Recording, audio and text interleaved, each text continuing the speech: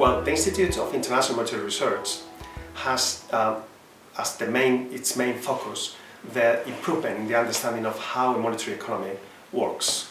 This means that we're going to analyze changes in the rate of growth of money and how these changes are going to affect prices, overall prices, not just consumer prices but also asset prices, and the impact of changes in the amount of money in circulation on the business cycle.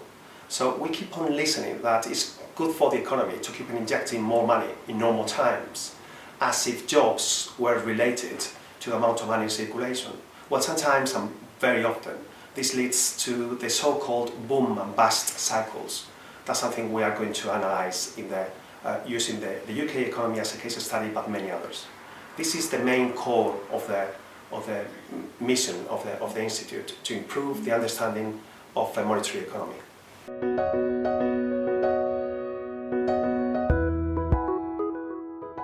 Well, the collaboration with the university is very intensive. Actually, myself, I'm a part-time lecturer at the University of Buckingham in the Economics and International Studies Department. One of the deputy directors of the Institute, Dr. Ali Kabiri, he's a permanent member of the staff as well. And in the next few years, we are intending to offer a master's program in money, banking and central banking in collaboration with the University of Buckingham. So yes, indeed, the collaboration is going to be very, very intensive. And all in all, we plan to offer students more degrees to further their careers in monetary economics, more internships as well in the future. At the moment, we have 2 of our students doing internships periods with us. So yeah, in the future we're expecting to deepen this collaboration.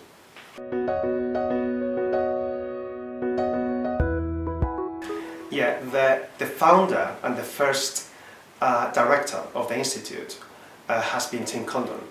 He's a very well-known economist. He's, I would say, the leading monetarist economist in the UK. His profile is very well known in the city of London and in academia as well. He founded the London Steel Research Institute in 1989.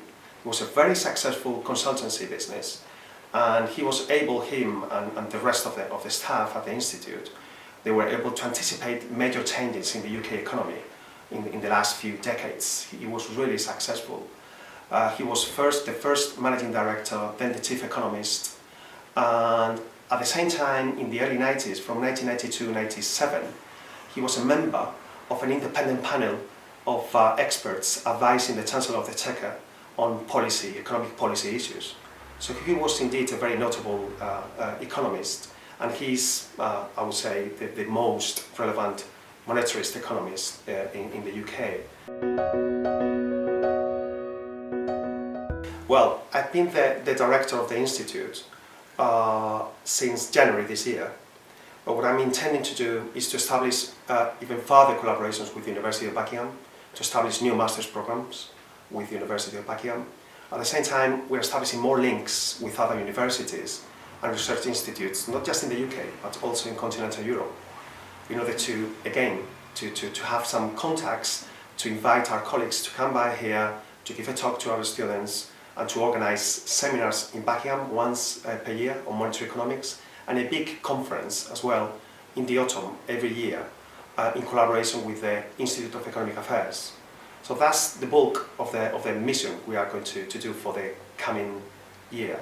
A better and much more deep collaboration with the University of Buckingham, establishing links with other academics throughout the country and in the continent, and well, if we can do that, to try to organize seminars in Buckingham and in London in order to improve the understanding of monetary economics. In particular, this year, in early November, we are planning to have an international conference on the impact of quantitative easing in our economies, and if we still need those extraordinary policy measures to maintain the economy. And we're going to invite people coming from the US, continental Europe and the UK.